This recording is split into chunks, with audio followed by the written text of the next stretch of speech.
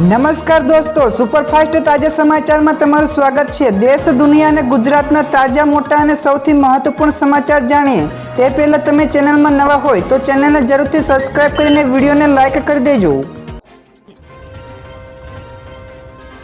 સૌથી પહેલા દોસ્તો આપણે વાત કરીએ તો વીજ વપરાશ માટે હવે કરવું પડશે રિચાર્જ। ગુજરાતની વીજ વિતરણ કંપનીઓ તેમના પાયલટ પ્રોજેક્ટ અંતર્ગત સ્માર્ટ મીટરો લગાડી રહી છે, જેના કારણે વીજળીના વેડફાટમાં ઘટાડો થશે। તો આ પ્રોજેક્ટ અંતર્ગત ગુજરાતમાં 2025ના અંત સુધીમાં 1.30 કરોડ વીજ જોડાણ ધારકોને સ્માર્ટ મીટરો આપવાનો ટાર્ગેટ રખાયો છે। તો આ મીટર લગાવવા માટે વીજ ગ્રાહકોએ કોઈપણ પ્રકારનો ચાર્જ આપવાનો રહેશે નહીં। તો વીજળીનો ઉપયોગ કરવા તમારે મોબાઈલની માફક રિચાર્જ કરવાનું રહેશે। બીજા સૌથી મોટા સમાચાર, ગુજરાત રાજ્યસભાના ઉમેદવારો જાહેર। ગુજરાતની રાજ્યસભાની 4 સીટો માટે ભાજપે ઉમેદવારો જાહેર કર્યા છે। તો વર્તમાન રાષ્ટ્રીય અધ્યક્ષ જેપી નડ્ડા, ગોવિંદભાઈ ધોળકિયા, મયંકભાઈ નાયક અને ડોક્ટર જસવંતસિંહ સલામસિંહ પરમારનું નામ જાહેર કરાયું છે। તો ચાલી રહેલી અટકળો મુજબ ભાજપે તમામ નવા નામો જાહેર કર્યા છે। તો વર્તમાન કેન્દ્રીય મંત્રીઓ મનસુખ માંડવિયા અને પરસોત્તમ રૂપાલાને ભાજપે રિપીટ કર્યા નથી। આગળ વધુ એક સૌથી મોટા સમાચાર સામે આવ્યા છે। પીએમ કિસાન સન્માન નિધિ યોજનામાં ઈ-કેવાયસી ફરજિયાત, નહીં તો 2000નો હપ્તો બંધ થશે। જ્યાં દર્શક મિત્રો ખેડૂતોને ખાસ નોંધ લેવા લાયક સમાચાર, તો જેમાં પીએમ કિસાન સન્માન નિધિ યોજનાનો લાભ લેવા ખેડૂતોએ ફરજિયાત ઈ-કેવાયસી કરાવવું પડશે।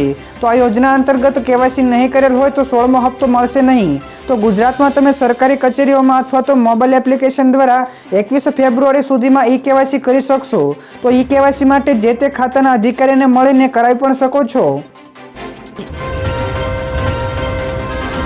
બીજા સૌથી અગત્યના સમાચાર સામે આવ્યા। રાજ્યમાં વધુ 2 આઈએએસ અધિકારીઓની બદલી। તો લોકસભાની ચૂંટણી પહેલા રાજ્યમાં સરકારી કચેરીઓમાં બદલીનો માહોલ જામ્યો છે, ત્યારે ગઈકાલે વધુ રાજ્યના 2 આઈએએસ અધિકારીઓની બદલી કરવાના આદેશો કરાયા છે। તો ડોક્ટર કુલદીપ આર્યની મુખ્ય ચૂંટણી અધિકારી તરીકે બદલી કરાઈ છે, તેમજ પીડી પલસાણાની ગુજરાત રાજ્યના કચેરીમાં સંયુક્ત મુખ્ય ચૂંટણી અધિકારી તરીકે બદલી કરાઈ છે।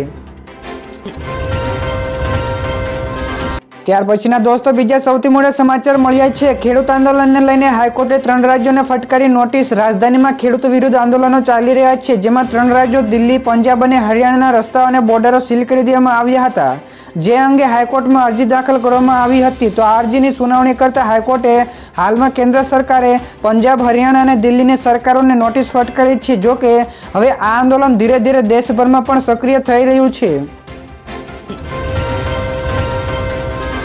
બીજા સૌથી મહત્વપૂર્ણ સમાચાર સામે આવે છે। ગુજરાતમાં વરસાદની આગાહી। તો પાડોશી રાજ્ય મધ્યપ્રદેશમાં હવામાનમાં પલટો આવ્યો છે। તો મધ્યપ્રદેશના ઘણા વિસ્તારોમાં ભારે વરસાદની સાથે કરા પણ પડ્યા છે, જેના પગલે હવામાન વિભાગે ગુજરાતમાં પણ સાયક્લોનિક સર્ક્યુલેશન સિસ્ટમ સક્રિય થઈ હોવાથી માહિતી આપી છે, જેના પગલે આગામી થોડા દિવસમાં વાદળછાયું વાતાવરણ રહેશે તેમજ માવઠું થવાની પણ આગાહી કરાઈ છે।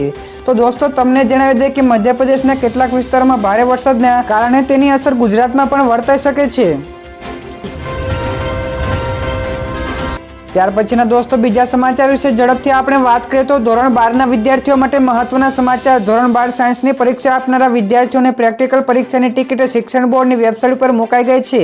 તો આગામી 19 ફેબ્રુઆરીથી 12 ધોરણની સાયન્સની પ્રેક્ટિકલ પરીક્ષા શરૂ થવા જઈ રહી છે, જેને લઈને હવે વિદ્યાર્થીઓ બોર્ડની વેબસાઇટ GSEB.in ઉપર અથવા તો GSEB.org પરથી હોલ ટિકિટ ડાઉનલોડ કરી શકે છે। તો દોસ્તો બીજા સૌથી મોટા સમાચાર સામે આવ્યા છે। ભારત બંધનું એલાન। સંયુક્ત કિસાન મોરચાએ મોદી સરકારની ખેડૂતો અને મજૂર વિરોધી નીતિઓના વિરોધમાં આ મહિનાની 16 તારીખે ગ્રામીણ ભારત બંધનું આહવાન કર્યું છે।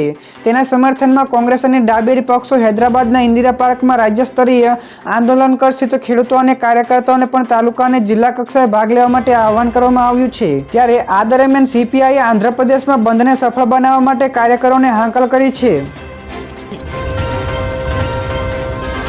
તો દોસ્તો આગળના બીજા સૌથી મહત્વપૂર્ણ સમાચાર, ભારત અને યુએઈ વચ્ચે 8 કરારો થયા। કેન્દ્ર સરકારે માહિતી આપી છે કે યુએઈની મુલાકાતે ગયેલા વડાપ્રધાન મોદીએ તે દેશ સાથે 8 કરારો કર્યા છે।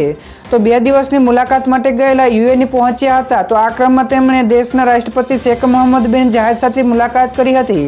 તો કેન્દ્રએ આ સિવાય કહ્યું કે દ્વિપક્ષીય રોકાણ, ઇલેક્ટ્રિકલ ઇન્ટરકનેક્શન અને વેપાર સહિતના ઘણા બધા ક્ષેત્રોમાં કરાર ઉપર હસ્તાક્ષર કરવામાં આવ્યા હતા। ત્યારે પીએમ મોદી યુએઈની મુલાકાત બાદ તેઓ કતાર જશે।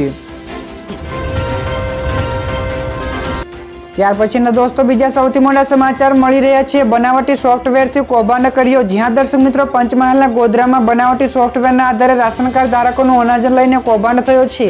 જેમાં 4 મૃત રાશન કાર્ડ ધારકોના ફિંગરપ્રિન્ટ સેવ રાખીને તેમનું અનાજ લેવાયું. ત્યારે સહકારી મંડળીની સસ્તા અનાજની દુકાનના સંચાલક તેમજ સ્ટાફે NSS યોજના અંતર્ગત વિતરણ કરાતા અનાજના જથ્થાની માહિતી રાખતા સરકારી સોફ્ટવેર જેવું જ એક અન્ય સોફ્ટવેર તૈયાર કર્યું હતું.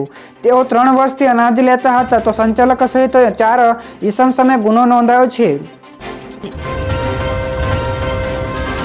ત્યારબાદના દોસ્તો બીજા સૌથી અગત્યના સમાચાર સામે આવ્યા છે. ઓનલાઈન ટ્રાન્ઝેક્શનમાં OTPની જરૂર નહીં પડે. જ્યાં દર્શક મિત્રો ઓનલાઈન છેતરપિંડી અટકાવવા માટે RBI એક નવી સિસ્ટમ બનાવવા જઈ રહી છે, જેથી તમારે પેમેન્ટ કરવા માટે OTPની જરૂર નહીં પડે. તો OTPના સામાન્ય વિકલ્પ સામે RBI ઓથેન્ટિક એપ લાગુ કરવાની વિચારી રહી છે.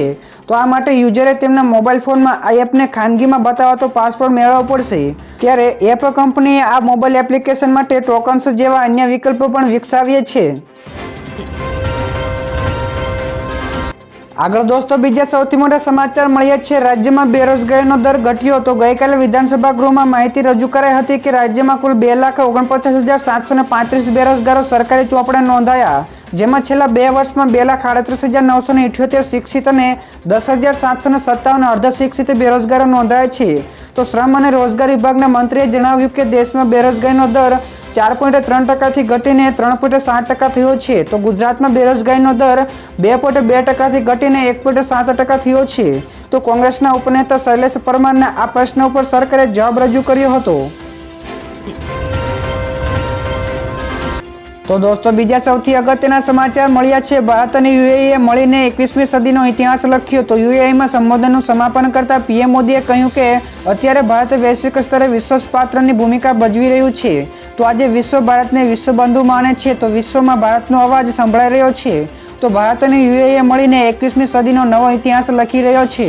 તો ભારત દરેક પગલા ઉપર તેના લોકોની સાથે છે. તો PM મોદી અંતમાં શુભેચ્છા સાથે ભવ્ય સ્વાગત માટે ત્યાંના સૌનો આભાર પણ માન્યો હતો.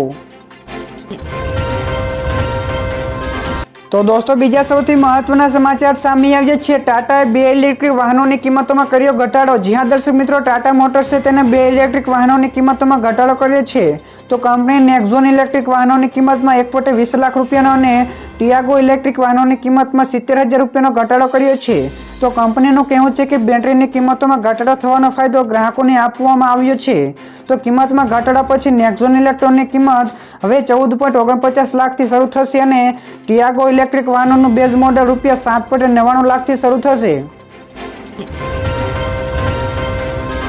તો દોસ્તો ત્યારબાદના બીજા સૌથી મોટા સમાચાર મળ્યા છે. કેજરીવાલને ઈડીનું 6થું સમન્સ મળ્યું. દિલ્હીના કથિત દારૂ કૌભાંડ કેસમાં ઈડીએ મુખ્યમંત્રી કેજરીવાલને 6થું સમન્સ મોકલ્યું છે.